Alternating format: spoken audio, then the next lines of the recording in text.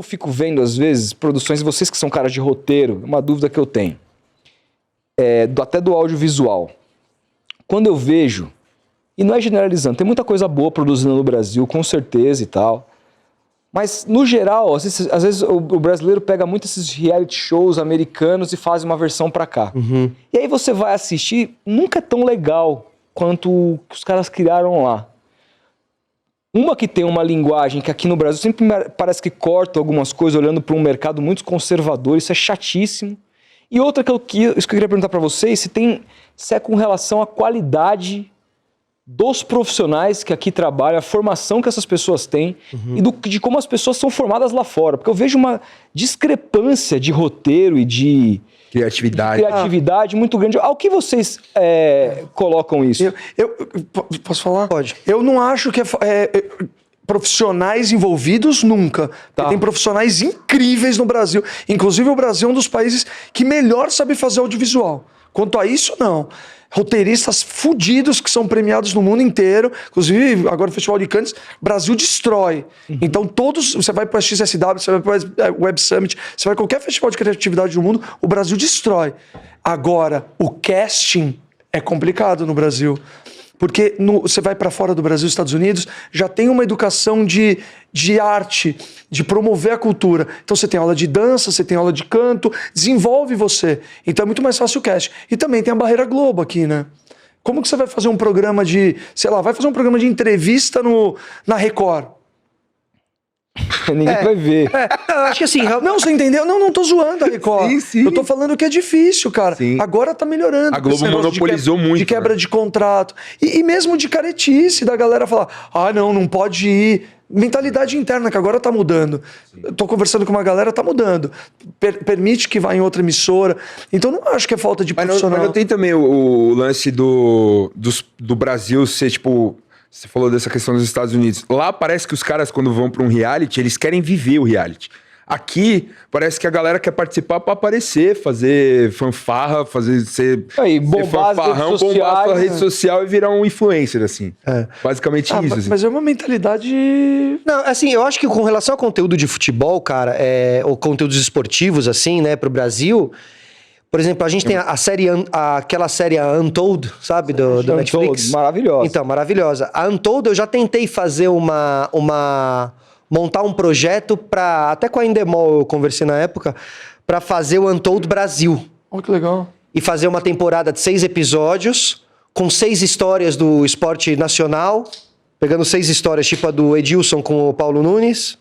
Sabe, aquele dia do Edilson com o Paulo Nunes, lá a briga.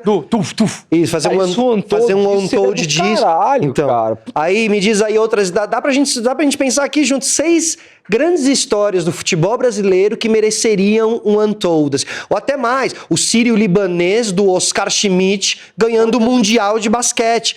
Quem tá contando essas histórias pra gente? Só que hoje em dia a gente tem a estrutura realmente, a gente tem os profissionais mesmo, a gente tem as câmeras, a gente tem a conspiração, uma porrada de produtoras aí, O2, pra fazer esse tipo de projeto. A gente tem uma Netflix pra fazer uma parceria com você, pra fazer o Untold Brasil. Só que eu acho que falta realmente você sair um pouco da casinha, você querer trazer esse tipo de projeto, parece que não há um olhar para isso, não tem um olhar para isso. Quando a gente fala de futebol hoje em dia, é só programa martelando alguém. Debate. A gente já falou sobre a falta das matérias da ESPN, aquele tipo de jornalismo, que no fim das contas é um documentário, que no fim das contas é uma série. Mini-doc ali. Né? Entendeu? Então assim, por que não a gente fazer o encontro dessas duas coisas, né? Fazer o encontro do streaming com essa nossa velha escola de jornalismo e lançar... Eu acho que faltam roteiristas com sensibilidade. Isso sim eu acho que falta, Eu acho que falta investidores. Eu acho que aí, por exemplo, no projeto do Wrexham e no projeto do Sunderland, você tem gente de cinema por trás daquilo. Aquela história não está sendo só contada por gente do jornalismo, aquela história está sendo contada por gente do cinema. E você constrói histórias, você constrói narrativas e tal, e você consegue sim trabalhar melhor a sua marca. Tem uma coisa também que eu acho que vai além do roteirista, de quem está fazendo a parada, mas é de quem está investindo na parada e o olhar da pessoa que está investindo. No seguinte sentido, você pega o documentário do Neymar, é uma chapa branquice num nível sim. absurdo. Ele é feito pelo Neymar, né? Então, O nome é cafona também. é feito pela Netflix. Mas Mas assim, aí você vai mas- ver a série do Senna. A gente esteve aqui com o Flávio Gomes. Detonou Uma a série. série de coisas foram ali modificadas por conta da liberação da família, que isso aí vocês não tocam, vai ser Não, assim. o que vai fizeram mudar com a a Adriane história. Galisteu é inacreditável, pô. É inacreditável. Mas a Netflix está produzindo uma série só da Adriana Galisteu agora. É Mas mesmo? não, É ela ou a HBO? Eu tenho umas fontes aí. Rio to See.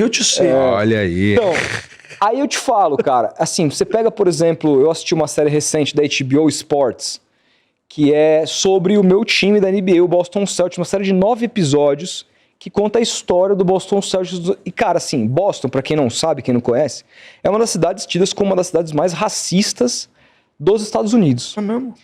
E Boston, o Boston Celtics, foi o primeiro time a ter um quinteto de pretos. De só pretos no basquete da Isaiah NBA. Thomas era essa galera, Isaiah não? Thomas era do Detroit Pistons nos anos 80. Era a galera do Bill Russell ali, dos anos 60 e tal.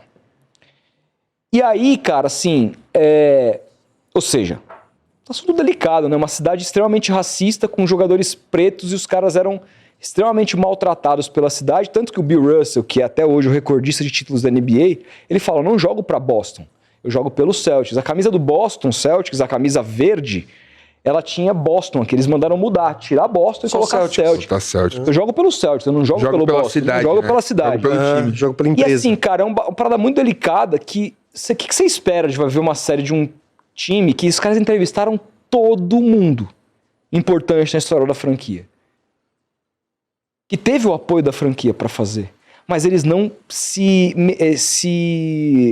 isentaram de falar sobre as questões e do sofrimento que todos aqueles jogadores sofreram pelos torcedores, pelo racismo, como eles... Cara, histórias assim abjetas do que os caras sofreram em noitadas e não sei o quê, como eles eram maltratados, mesmo ganhando o jogo e tal. E, cara, o documentário do time, o maior documentário da história feito pela franquia, traz todas as mazelas da história do time, cara, que tem a ver com aquela torcida. Afinal de contas, todo time tem todo time histórias tem, ruins, cara. tem Porque passagens a gente ruins. não toca nisso, não fala Mas a negócio. gente chegou Sempre no que a gente fala problema. da história, é sempre cachaça. E aí, Vampeta, como é que foi lá o time de 90? resenha. Pô, a putaria sempre lá, assim. porra, as festas do Ronaldo. Mas eu posso falar, a gente chegou num ponto chave. O que sustenta o entretenimento mundial, o que é? A publicidade. Talvez lá a publicidade, os caras que são na cadeira, que manda, que dá a canetada, entendam a importância do entretenimento e de não ser chapa branca. Aqui no Brasil, não. Ah, não, eu quero um negócio disruptivo. Não, vamos fazer um negócio disruptivo. Aí acaba sempre as mesmas produtoras, os mesmos atores, as mesmas atrizes.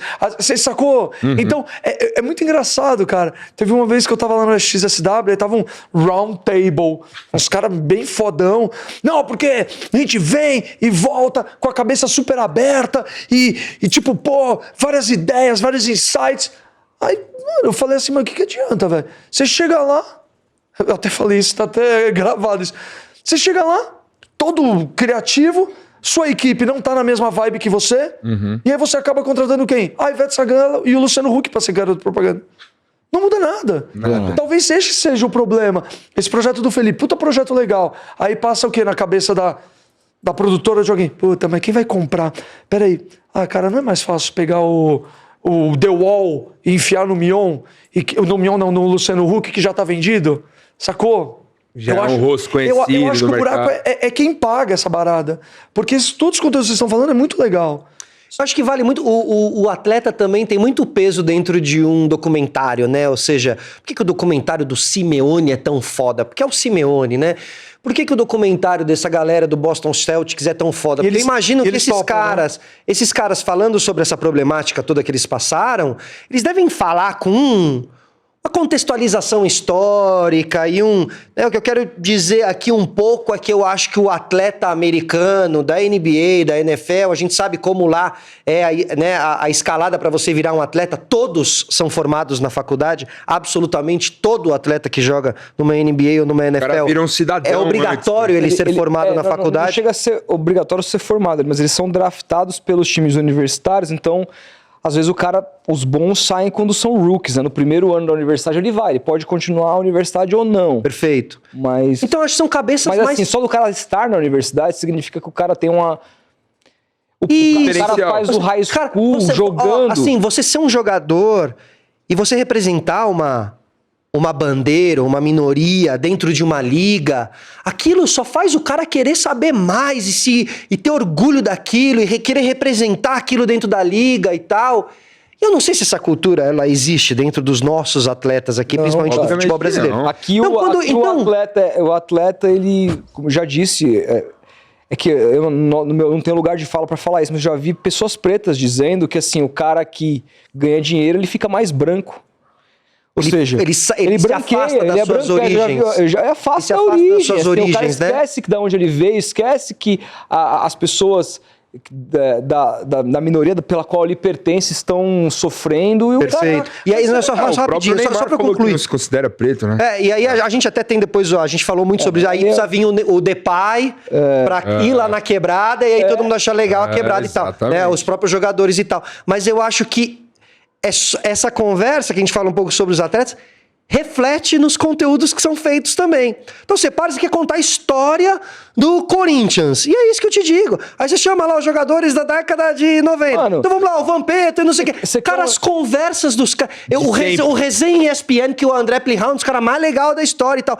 Mas o conteúdo e o tipo de embalamento, resenha com jogadores... É o mesmo. Eu já não consigo mais ver, Eu cara. também não, porque cara. eu já via lá no começo, eu achava super legal. As histórias são repetitivas, as histórias depois acabam os caras descobrindo que várias são mentira, e que não sei o quê. E não tem uma profundidade, não tem você quase nunca se emociona, mas você emocionar de verdade, você olhar para aquele jogador e falar, o Ricardo Oliveira é um dos poucos que eu termino uma entrevista do Ricardo e falo, que cara foda. Não tem tanto...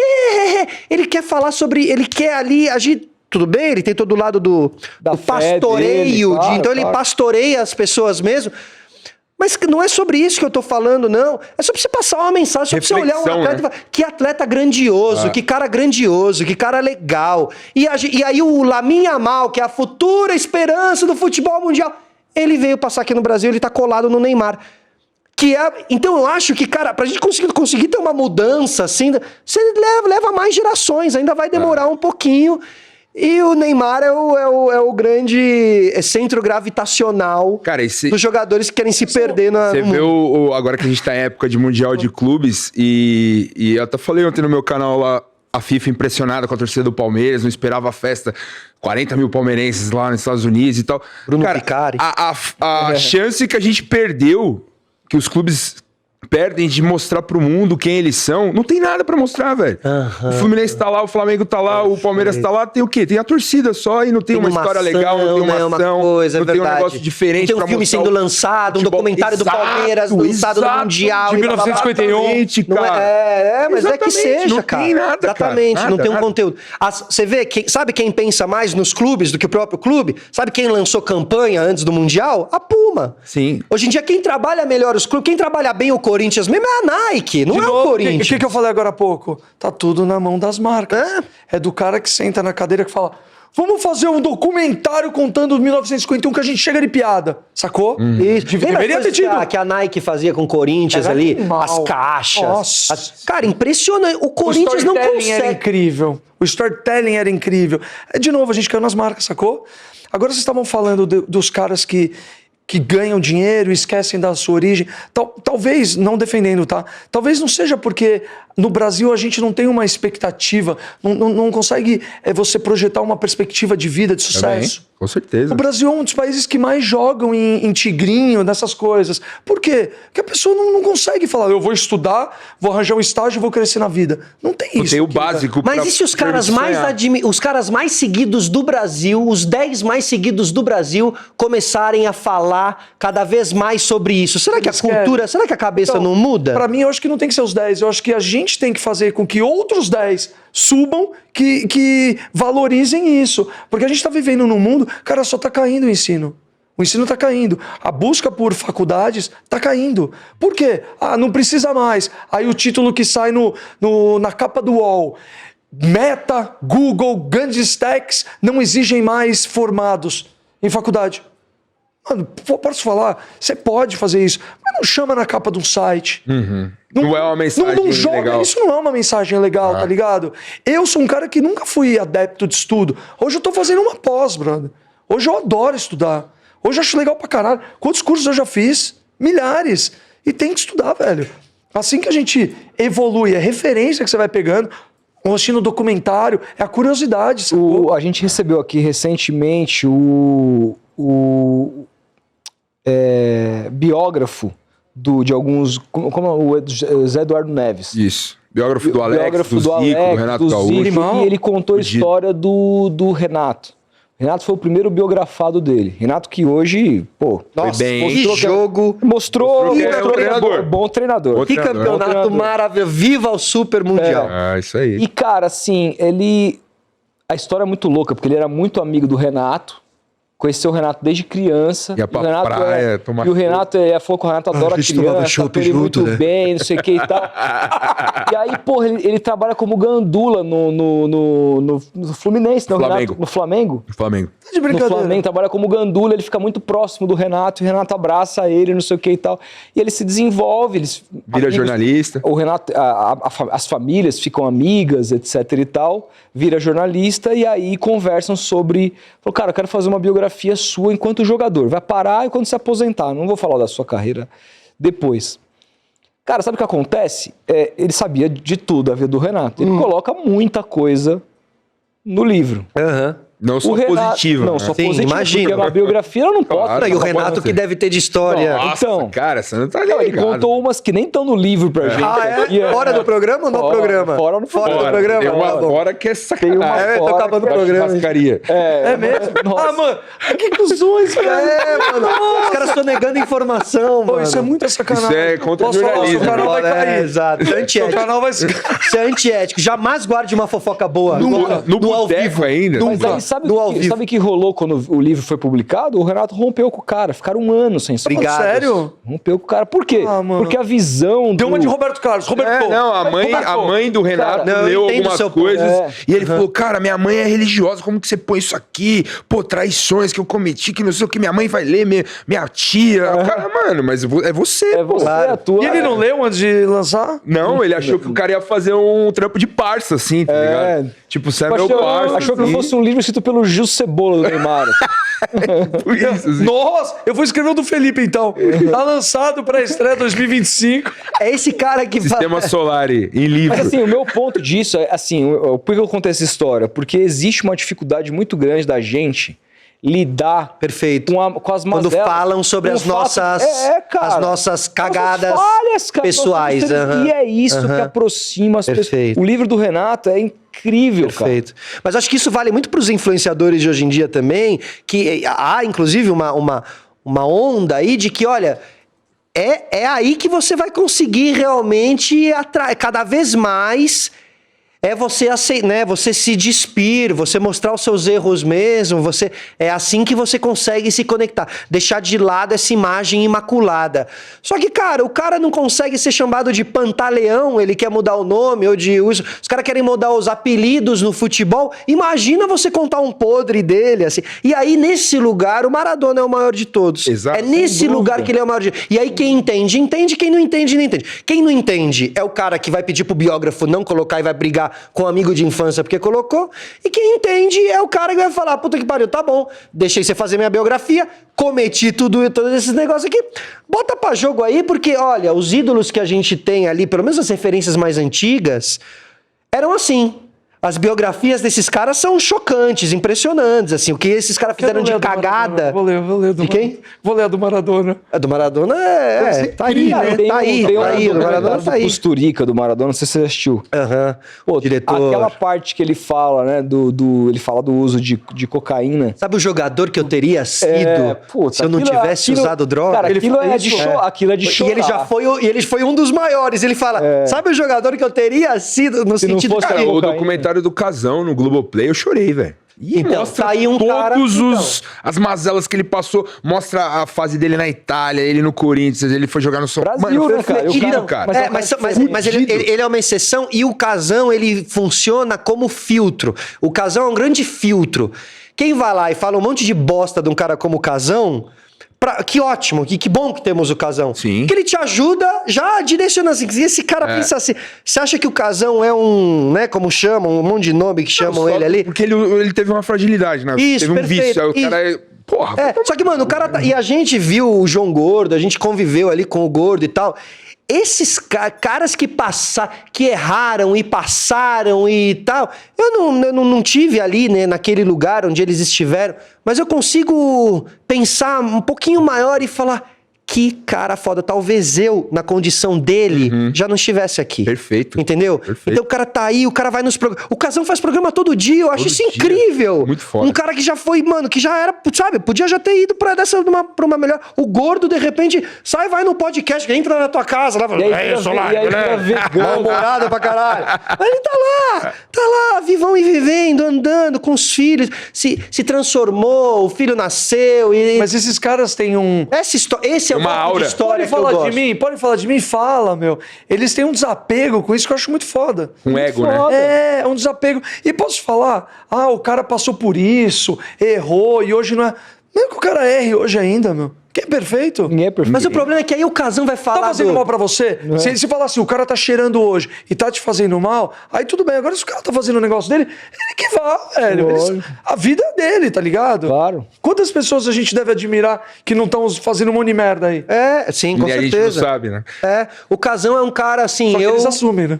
achei ele uma raridade e um cara muito importante, assim. Acho que os jogadores podiam se basear mais nele, assim. Só que quando você fala isso, o cara fala, pô, então o que é? É pra cheirar, não sei o que, não sei o que. Entendeu? As pessoas não conseguem entender... Sensibilidade, né? Isso, qual é a linha de E raciocínio aí. descredibilizam ele, né? Olha lá o cheirador falando. Isso, exatamente. entendeu? Nossa, isso eu fico puto. Vascão. também. Como se não tivesse Pariu, nada a mano. ver, né?